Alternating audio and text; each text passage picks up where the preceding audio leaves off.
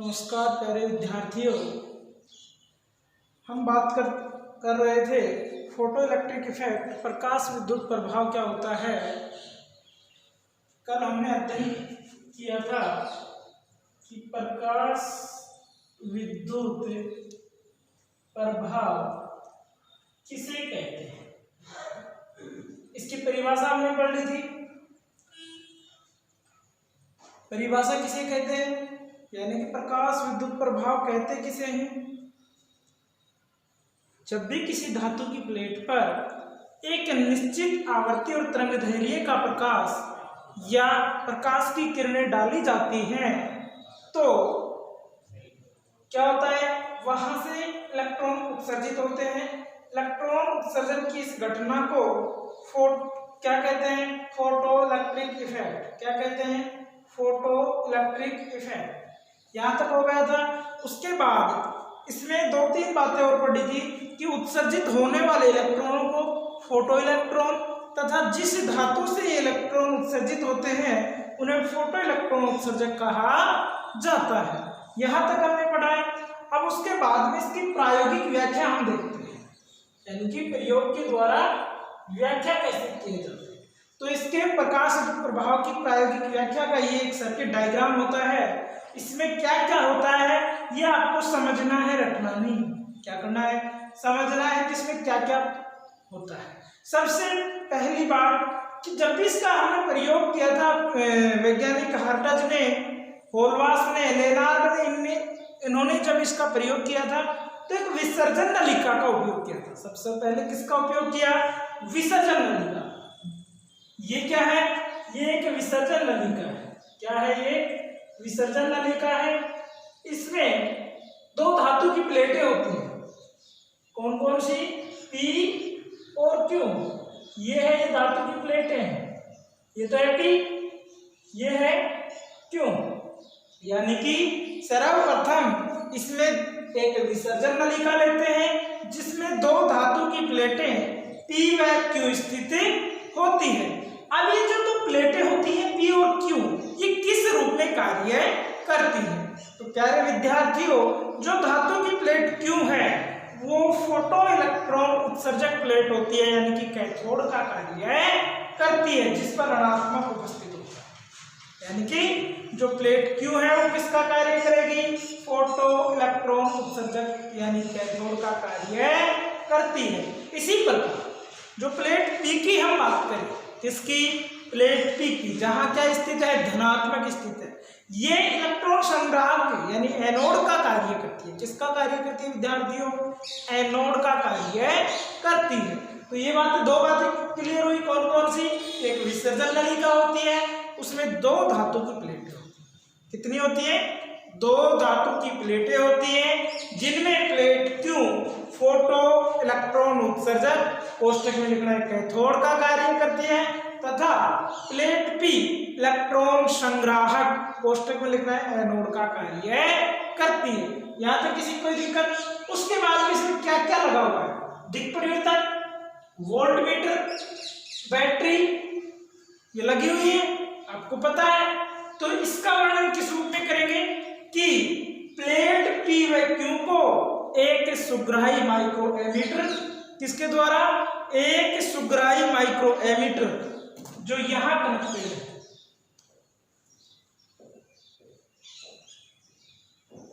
एक सुग्राही micro ammeter, micro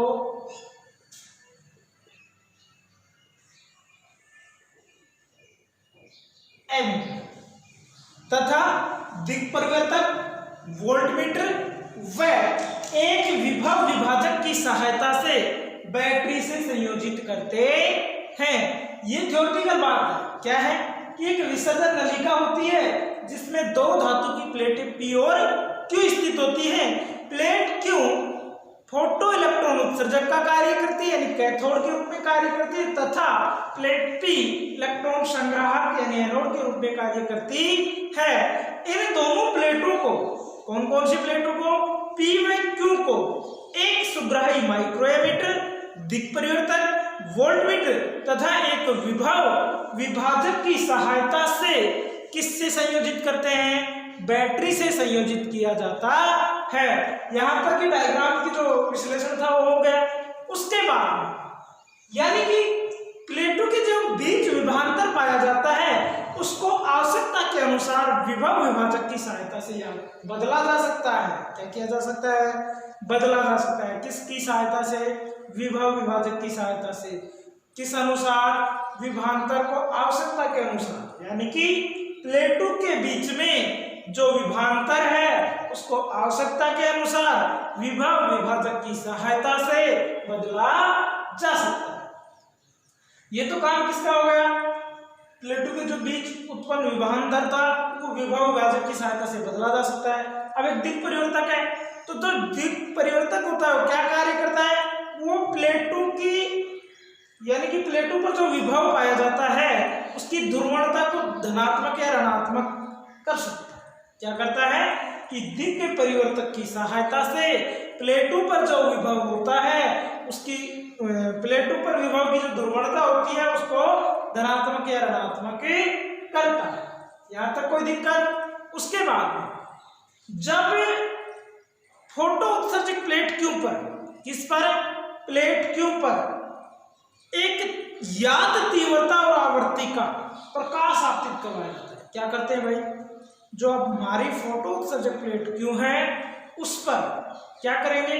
ज्ञात तीव्रता और आवृत्ति का एक प्रकाश आपतित करवाया जाता है। तो फिर क्या होगा?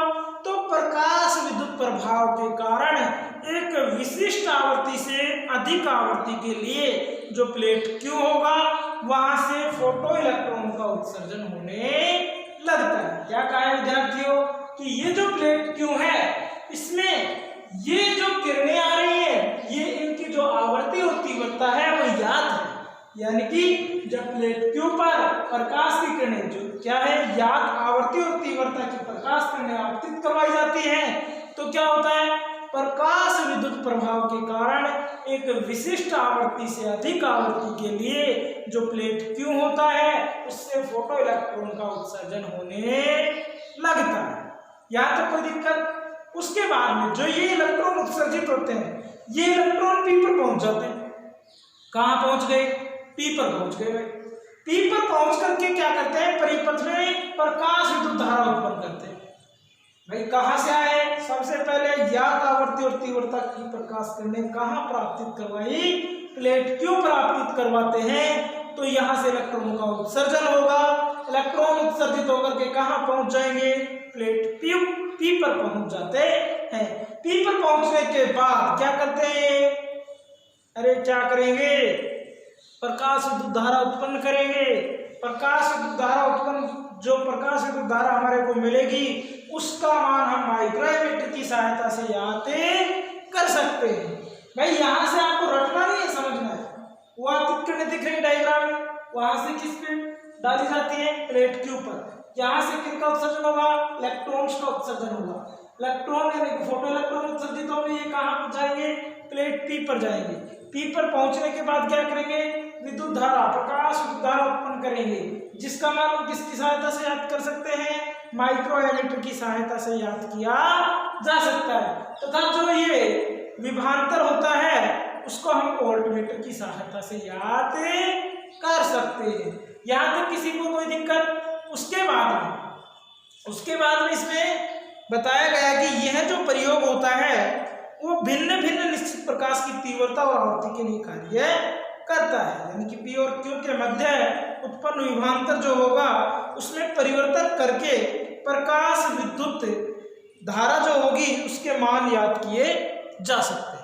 यानी कि यहाँ से क्या स्पष्ट है कि इस प्रयोग में भिन्न भिन्न प्रकाश की तीव्रता और आवृत्ति के लिए प्लेट पी और क्यू के मध्य जो उत्पन्न विभांतर है भी वो याद किया जा सकता है। यहाँ तक कोई दिक्कत? उसके बाद में क्या करते हैं भाई? उसके बाद में यानी कि जब हमारे को यहाँ तक की बातें याद हो जाती है तो उसके बाद में हम बताते हैं कि जब प्लेट पी को धनात्मक विभव पर रखा जाए, यानी कि जो प्लेट पी है उसको कहाँ रखा जाए? धनात्मक विभव यानी कि पॉजिटिव विभव पर रखा जाए तो क्या परिवर्तन होगा? सबसे पहले तो धारा का मान बढ़ता है, जो प्रकाश विद्युत धारा होगी उसका मान बढ़ेगा, फिर धीरे धीरे नियत होगा, यानी फिर क्या होगा? नियत हो जाता है, अर्थात संतृप्त हो जाता है धारा का मान। क्या बताया है कि जब प्लेट P को धनात्मक विभव पर रखा जाता है तब प्रारंभ में धारा का मान बढ़ता है तथा फिर ये नियत हो जाता है, अर्थात संतृप्त हो जाती है। यह धारा संतृप्त प्रकाश विद्युत धारा कहलाती है। कौन सी विद्युत धारा कहलाती है? संतृप्त प्रकाश विद्युत धारा कहलाती है। ये बात समझ में आई क्या कि जब भी प्लेट को धनात्मक विभव पर रखा जाएगा तो सबसे पहले धारा का मान बढ़ेगा, उसके बाद में धारा नियत होगी, नियत या संतृप्त होगी। यह जो धारा होती है यह संतृप्त प्रकाश विद्युत धारा कहलाती है। ये तो धनात्मक विभव के लिए हो गया। अब जब प्लेट P को हम ऋणात्मक विभव पर रखेंगे, किस पर रखेंगे? ऋणात्मक विभव पर रखेंगे, तो एकाएक धारा का मान शून्य न होकर के धीरे धीरे कम होने लगता है। क्या होगा कि ये जो प्लेट P पर जब हम ऋणात्मक विभव को रखा जाएगा प्लेट P को, तो धारा का जो मान होगा वो एकदम से शून्य नहीं होगा, वो धीरे धीरे कम होता जाता है। तो इसका कारण क्या है कि जो फोटो इलेक्ट्रॉन है वो प्लेट P द्वारा प्रतिकर्षित होते हैं। क्या होगा? इसका कारण यह है कि फोटो इलेक्ट्रॉन प्लेट P द्वारा प्रतिकर्षित होते हैं, लेकिन जो अधिक काइनेटिक एनर्जी वाले होंगे, जो मैक्सिमम काइनेटिक एनर्जी वाले कुछ इलेक्ट्रॉन होंगे, वो प्लेट P पर पहुंच जाते हैं। कहाँ पहुंच जाते हैं?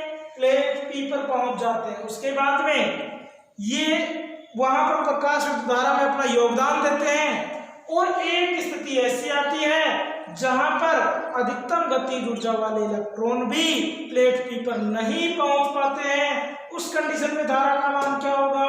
उस कंडीशन में धारा का मान शून्य हो जाता है। किस कंडीशन में होता है धारा का मान शून्य? यानी कि हमने कहा है कि जब जो प्लेट P हमारी है इसको ऋणात्मक विभव पर रखेंगे, इस पर ऋणात्मक विभव,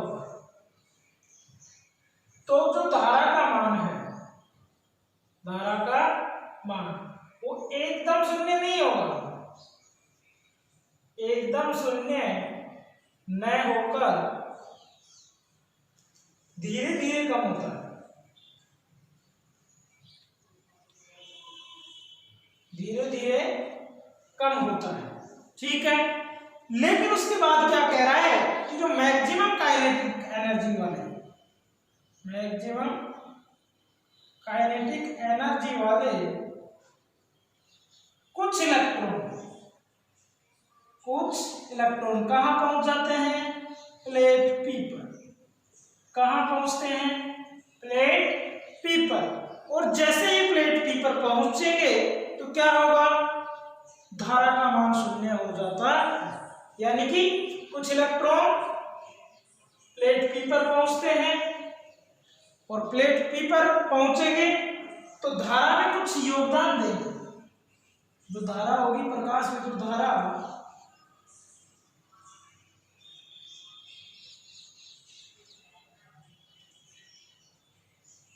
में योगदान देते हैं। दोबारा से देखना कि प्लेट P को जब ऋणात्मक विभव पर रखा जाता है तो धारा एक यानी कि एकदम शून्य न होकर के धीरे धीरे कम होती है। क्या होता है? धारा का मान एकदम शून्य न होकर के धीरे धीरे कम होने लगता है। उसके बाद में क्या होता है कि इसका कारण क्या है? इसका भाई कारण क्या है? ये जो फोटो इलेक्ट्रॉन होते हैं, कौन से इलेक्ट्रॉन?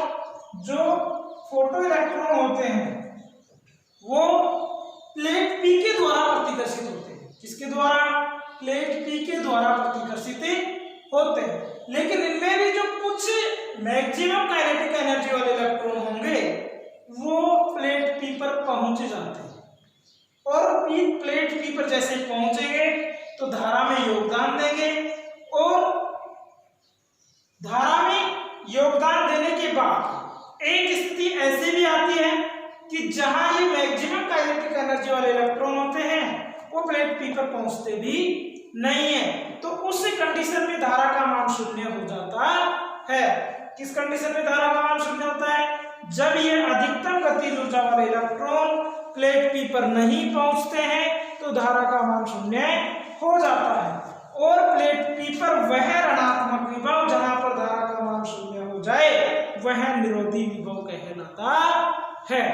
एक परिभाषा आती है कि निरोधी विभव क्या होता है, कैसे परिभाषित करेंगे इसमें को, कि जब किसी प्लेट पी को ऋणात्मक विभव पर रखा जाता है तो धारा का मान एकदम शून्य न होकर के धीरे धीरे कम होने लगता है। इसका कारण यह है कि फोटो इलेक्ट्रॉन प्लेट पी द्वारा प्रतिकर्षित होते हैं, लेकिन कुछ मैक्सिमम काइनेटिक एनर्जी वाले इलेक्ट्रॉन प्लेट पी पर पहुंच जाते हैं, जिससे वो उस धारा में योगदान देते हैं। तथा एक स्थिति ऐसी आती है जहां पर मैक्सिमम काइनेटिक एनर्जी वाले इलेक्ट्रॉन प्लेट पी पर नहीं पहुंचते हैं, वहां पर धारा का मान शून्य हो जाता है, और प्लेट पी पर वह ऋणात्मक विभव जहां पर धारा का मान शून्य हो जाए निरोधी विभव कहलाता है। तो यहां तक किसी को कोई दिक्कत? ये आपका प्रकाश विद्युत प्रभाव का प्रायोगिक एक्सप्लेनेशन था। अब इसमें निष्कर्ष क्या निकलता है कि प्रकाश की आवृत्ति को नियत रखने पर निरोधी विभव प्रकाश की तीव्रता पर निर्भर नहीं करता है। यार स्टूडेंट्स, इससे निष्कर्ष क्या निकलेगा कि प्रकाश की आवृत्ति को नियत रखने पर निरोधी विभव प्रकाश की तीव्रता पर निर्भर नहीं करता है। अब इसमें दो भिन्न तीव्रता वाले प्रकाश के लिए विद्युत धारा और प्लेटों के मध्य जो हम वक्र खींच रहे थे वो इस प्रकार था।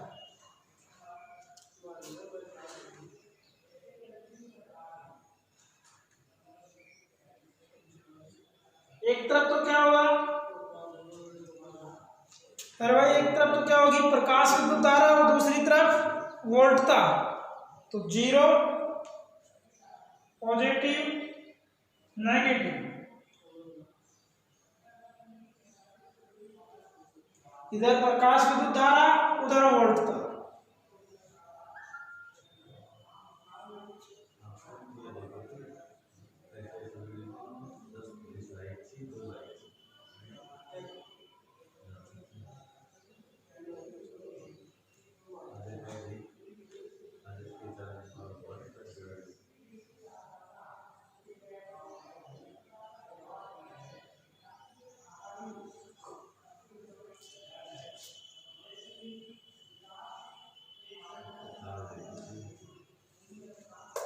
ये आपका हो गया प्रकाश विद्युत धारा और वोल्टता के मध्य ग्राफ। तो सबसे पहले आपको टॉपिक डालना है प्रकाश विद्युत प्रभाव, उसकी मतलब परिभाषा लिखनी है। उसके बाद में ये तो हमने कल तक कर लिया था, आज लिखेंगे प्रायोगिक व्याख्या। प्रायोगिक व्याख्या के बाद में आपको डायग्राम बनाना है, इसका वर्णन करना है जो हमने बताया उस रूप में आपको आज ही अपनी रफ नोटबुक में राइट करना है। नोट्स आपको उपलब्ध करवा देंगे। ठीक है, धन्यवाद।